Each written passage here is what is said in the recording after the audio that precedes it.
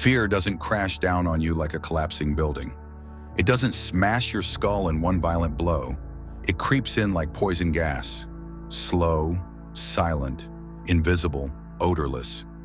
It slides under your skin while you're sleeping, whispers in the quiet moments when you're alone with your thoughts. Wait, not yet. You're not ready. Play it safe. One more day won't hurt. And that's precisely how it wins. Not with a knockout punch, but with 1,000 tiny paralyzing cuts. It freezes you in place while the world races past. It turns action into overthinking, belief into endless doubt, momentum into stagnation. Fear kills dreams in complete silence. No explosions, no drama, just quiet suffocation. It robs you of opportunities that vanish forever. The conversation you never started, the business you never launched, the woman you never approached, the risk you never took. It buries the version of you that could have been legendary before he ever drew his first real breath. Here's the brutal, ugly truth almost no one has the balls to face. Fear doesn't protect you. It shrinks you. It weakens you. It carves away pieces of your life hour by hour until all that's left is a hollow shell filled with regret, staring at the ceiling at 3 a.m. asking, "What the fuck happened to me?" Fear offers only two endings. You murder it, or it murders you. There is no peaceful coexistence. Fear is the most skilled, most patient liar you will ever encounter. It doesn't roar or break down doors like in the movies. It doesn't need to. It slips through the cracks of your mind at 2 a.m. when the house is quiet and whispers, "You're not ready, you'll look stupid. You'll fail publicly. You're not smart enough, strong enough, rich enough, young enough. You're not enough." And tragically, most men swallow every syllable like truth. They let fear write their decisions, shrink their ambitions, snuff out their fire before it ever becomes a blaze. They trade potential for comfort, greatness for safety, a legacy for excuses. But every single word fear speaks is a lie. Every single one. It fabricates illusions, turns molehills into Everest, shadows into monsters, small rejections into total annihilation. It convinces you that stepping forward is the same as stepping off a cliff. Then one day you finally force yourself to act, and the truth hits like a freight train. The demons were only smoke. The mountain was a gentle slope. The catastrophic failure you rehearsed in your head for months never arrived. You survived. You even thrived. Fear survives only because you feed it hesitation, doubt, belief in its bullshit stories. Stop feeding it. Starve it. Watch it wither. Fear is not your cautious friend trying to keep you safe. It's your jailer. It wants you chained, paralyzed, small, forever watching bolder men take the prizes that were supposed to be yours. Fear is the greatest thief of destiny, the silent assassin of greatness.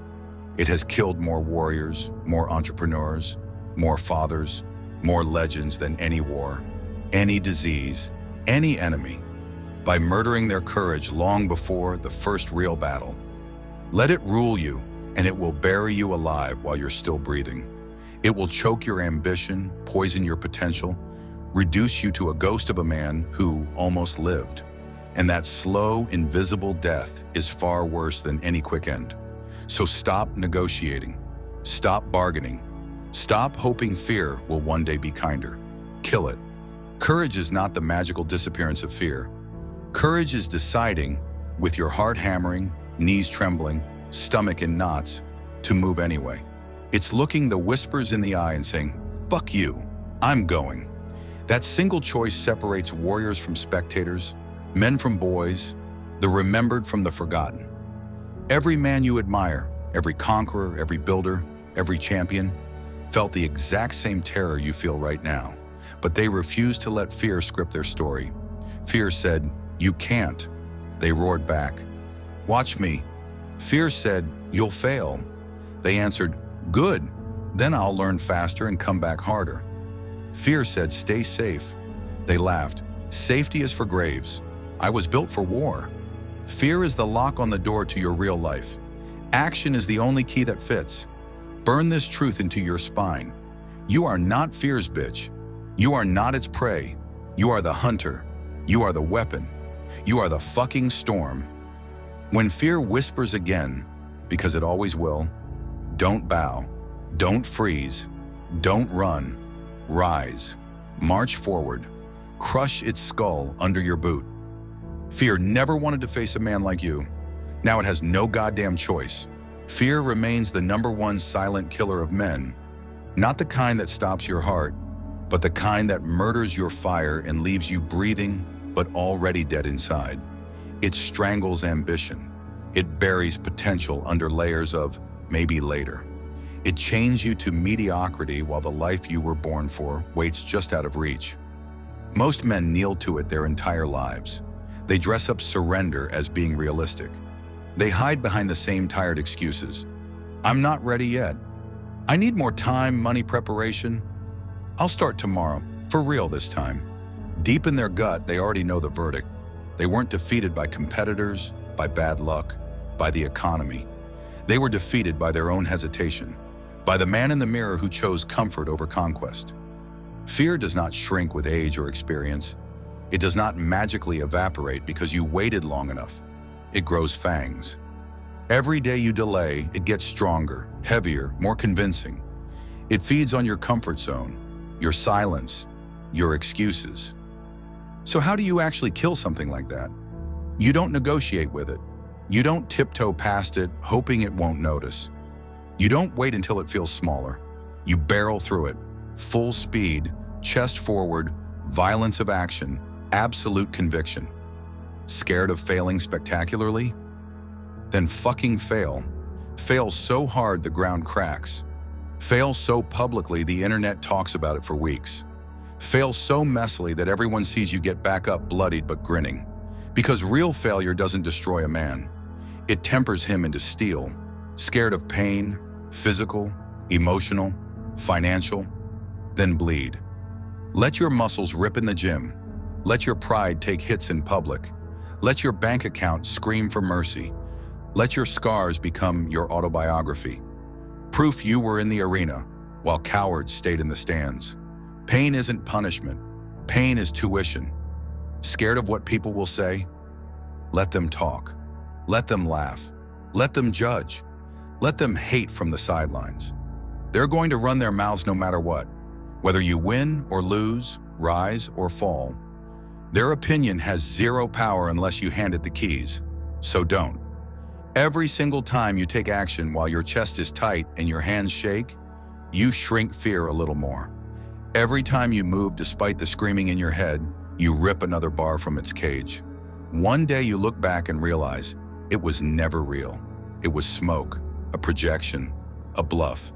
It only ever had the power you loaned it. But here is the deeper, harder truth most men refuse to accept.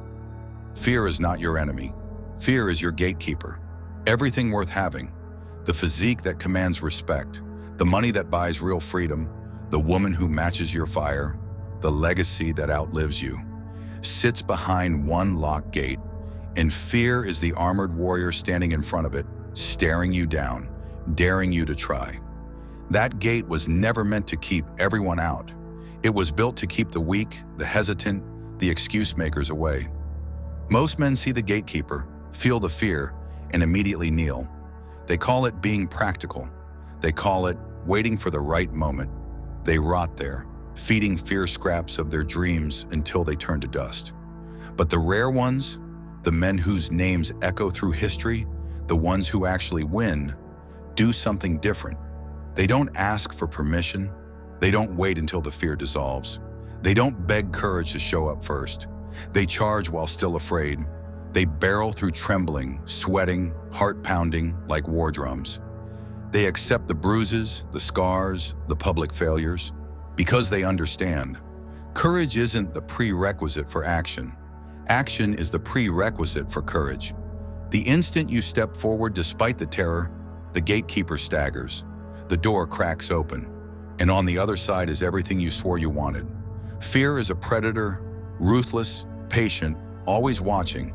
But it has one fatal weakness. A man who refuses to fucking stop.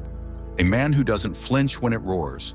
A man who keeps marching even when every fiber screams retreat. So the next time your chest locks up, palms flood, stomach twists into steel knots, recognize the signal. You are standing at the exact door you've been praying to reach. Don't retreat. Don't fold. Don't negotiate. Clench your fists until your knuckles bleach. Let the fire in your eyes burn straight through the fear. Step forward. Smash the gatekeeper. Claim what's yours by right of combat. Kill fear before it kills you. Kill it before it robs another year of your prime. Kill it before it laughs at the corpse of your potential. Kill it before your last breath is spent whispering, "I wish I had." Fear only wins when you feed it another day of hesitation. The second you act in spite of it, you've already won the war. Courage is not the absence of fear. It's the decision to move forward while fear is still screaming in your ear. Be that man. Barrel through. Right fucking now.